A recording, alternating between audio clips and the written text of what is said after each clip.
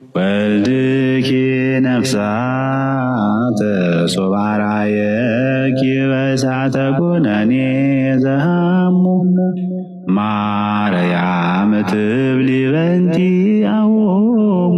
ኦኬ እንዲህ ብለህ የምታስብ ከሆነ ታዲያ ለምንድን ነው የሁሉ ባንክ አካውንት ያስቀመጥክላቸው? ነገሩን አስረዳችኋለሁ። ነገር ግን መጀመሪያ ይህን ቪዲዮ አይተነው እንምጣ። አለ ሚራክል መኒ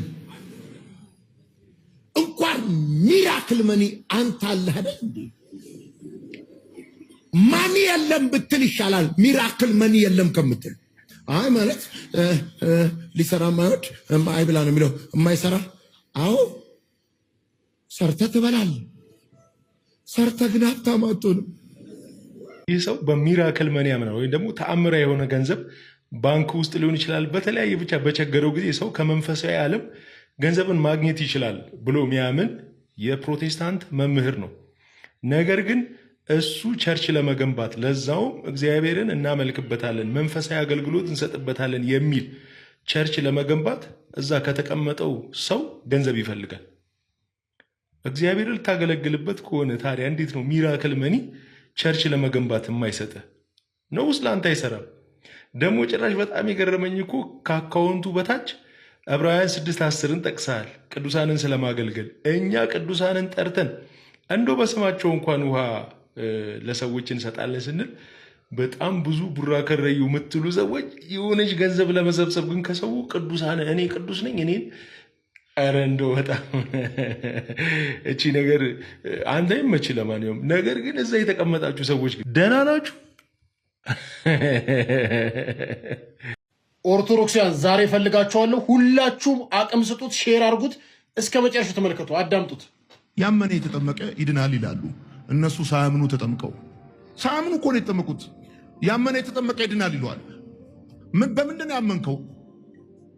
ያመነ የተጠመቀ ይድናል። እሺ ምን ብለህ ነው ያመንከው? ሰውዬ እየካደ ያለው የማርቆስ ወንጌል ምዕራፍ 16 ከቁጥር 16 ላይ ያለው ያመነም የተጠመቀም ይድናል ያላመነ ይፈረድበታል የሚለውን የእግዚአብሔርን ቃል እየካደ ነው የሚገኘው። ያመነም የተጠመቀም ነው የሚለው ቃሉ። ሲቀጥል ይሄ የኢትዮጵያ ኦርቶዶክስ ተዋሕዶ ቤተክርስቲያን አስተምሮ ሳይሆን የእግዚአብሔር ቃል። የኢትዮጵያ ኦርቶዶክስ ተዋሕዶ ቤተክርስቲያን የምታስተምረው ደግሞ የእግዚአብሔር ቃልን ነው የምታስተምረው። ሲቀጥል ህፃናት እንዴት ይጠመቃሉ ካልክ ከብርሃን የተወለደው ብርሃን ማን ነው? ኢየሱስ ክርስቶስ የእግዚአብሔር አብ ልጅ።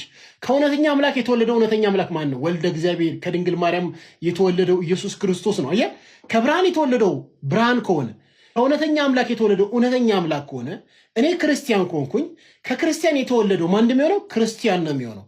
አየህ አይደለ? እኔ የክርስቶስ ተከታይ ነኝ፣ ልጄም የክርስቶስ ተከታይ ነው መሆን ያለበት። እኔ የምወልደው ልጅም አስጠምቄ የክርስቶስ ተከታይ አድርጓለሁ እንጂ ደግሞ መጽሐፍ ቅዱስ ላይ ዮሐንስ ወንጌል ምዕራፍ 3 ከቁጥር 1 ጀምሮ ብታነባው ኒቆዲሞስና ጌታችን መድኃኒታችን ኢየሱስ ክርስቶስ የነበራቸውን ኮንቨርሴሽን ያያል። ከዋና ከመንፈስ ቅዱስ ዳግም ካልተወለደ በስተቀር የእግዚአብሔርን መንግስት ሊያይ አይችልም ይላል ቃሉ ራሱ። ዮሐንስ ወንጌል ምዕራፍ 3 ከቁጥር 3 አካባቢ ብታነቡት ማለት ነው። ስለዚህ ህፃናት የሚጠመቁት ንጹህ ወረቀቶች ናቸው።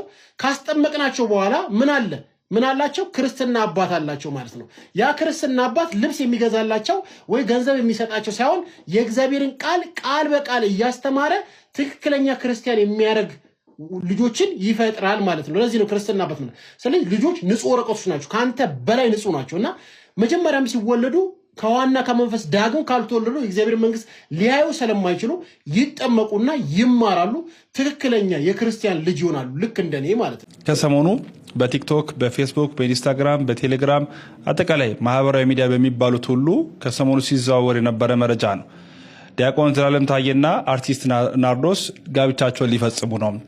ዲያቆን ዘላለም ታዬ ዲያቆን ነው፣ ክህነት አለው፣ ክህነቱን አፍርሶ ሊጋቡ ነው የሚሉ ነገሮችን ማህበራዊ ሚዲያ ላይ ሲያዘዋውሩ ተመልክተናል። በመጀመሪያ ደረጃ ዜናው እውነት ነው ወይንስ አይደለም የሚለውን እውነትን ሊሆንም ላይሆንም ይችላል። እሱን ልናቅ የምንችለው ከራሳቸው አንደበት ስንሰማ ነው።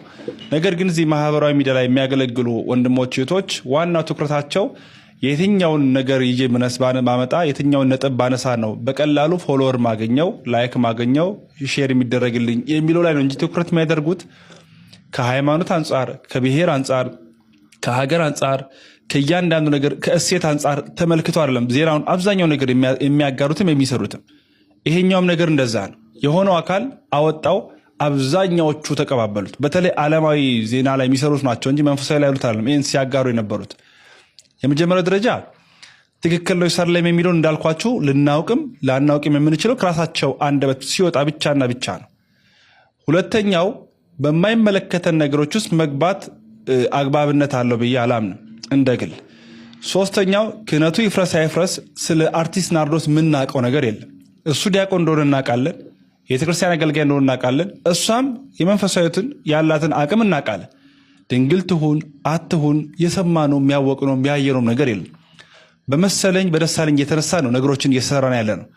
እንዲያ ነገሮችን ባናጋራ በተለይ እኛ ኦርቶዶክሳውያን እንዲያ ነገሮች ስንሰማ ብንችል አንመልከት፣ ካየን ኮመንት አናድርግ፣ እሱ ብቻ ሳይሆን ሼር አናድርግ። እውነት ያልሆነ ነገር እውነት አስመስሎ ለሚሰሩ አካላትን ፈቃድም እውቅናም ባንሰጥ የሚል መልእክት ለማጋራት ነው መሞክረው። እውነት ይሁን ውሸት የደረስንበት ነገር የለም፣ እነሱም ያሉት ነገር የለም። እንደሰማን ግን ለእናንተ እናጋራለን። የሊቀ መዘምራን ይልማ ምን ይላል? ሰላም ለኪ ወደድ ህዝቡ በጣም በጣም ወዳቸው። ደግሞ አንድ መዝሙር ነበረ በብርሃን በጣም ወደው። አሁን ደግሞ አሁን ማየት የተሳነው ደግሞ ገብረ ዮሐንስ በስመ አብ ስለ ኢየሱስ የዘመራቸው መዝሙሮች ኢየሱስ ክርስቶስ የሚል መዝሙር አለው። ስለወደድከኝ አዳነኝ የሚል መዝሙር አለ። እሰማለሁ። ኢየሱስ ክርስቶስ መጠቀም እነሱ አሉ እና አቤል መክብብ እሰማቸዋለሁ። በጣም ወዳቸው መዝሙሮች አሉት። እሱ ሁሉም ያልፋል የሚል አንድ መዝሙር፣ ሁሉም ያልፋል እግዚአብሔር ያሳልፋል። በጣም ነው ለተች የሚያደርገኛል። በጣም ብዙ ዘማሪዎች አሉ። በጣም እነ ቴድሮስ አሉ። በጣም ፌመስ አሁን አንተ ግን በቃ አሉ ሞባይል ላይ ያለኝ በጣም የብዙ ዘማሪዎች መዝሙር አለኝ እሰማለሁ። አዎ በጣም የሚገርሙ መዝሙሮች የሚዘምሩ እንዶች አሏት። ሴቶቹም አሉ እነ ምርትነሽ ምናምን። አዎ ሌሎችም ሲስተር እሰማቸዋለሁ። ሌሎች አዎ እኔ እሰማለሁ መዝሙር እሰማለሁ።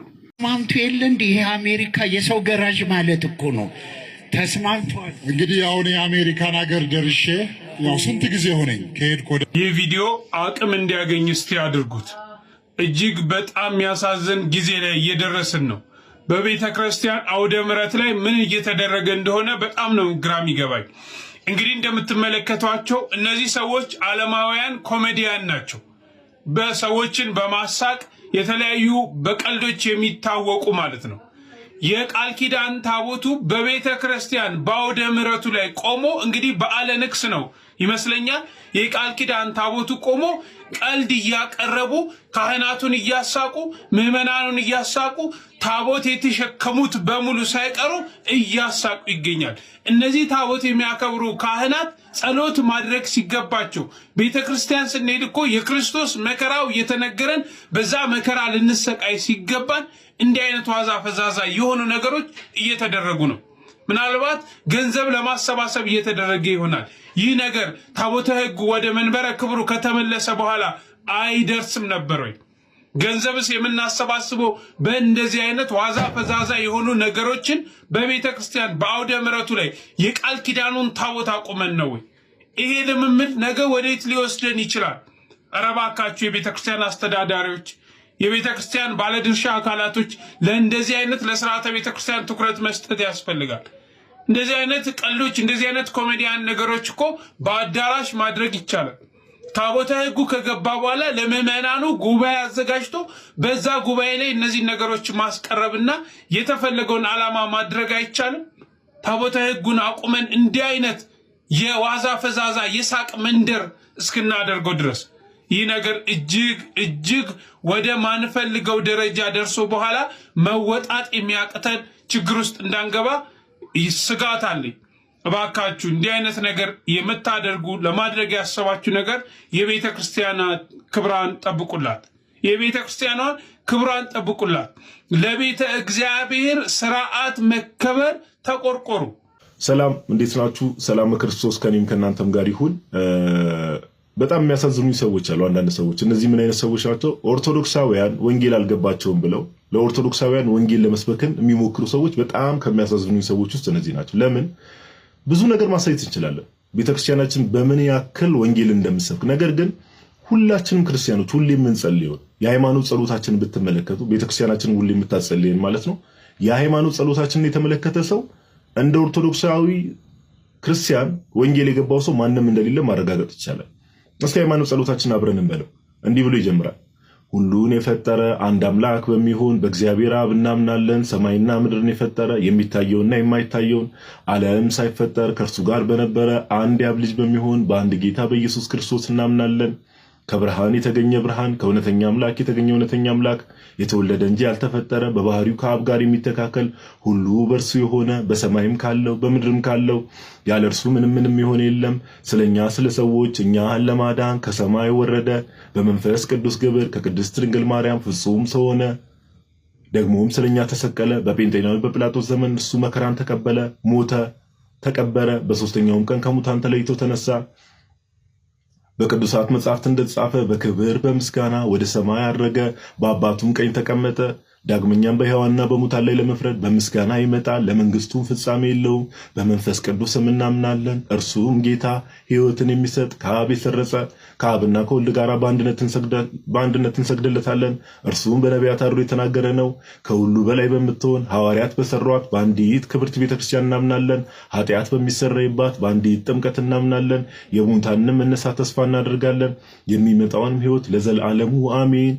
ይሄንን ኮንፌሽን ስትመለከቱት ሁሌ ነው ክርስቲያኖች የሚጸልዩት። ሁሌ እኛ ኦርቶዶክሳውያን ክርስቲያኖች ሙሉ ለሰማ ሰው ፒውር ወንጌል ይሄ ነው። ፒውር ኦኬ።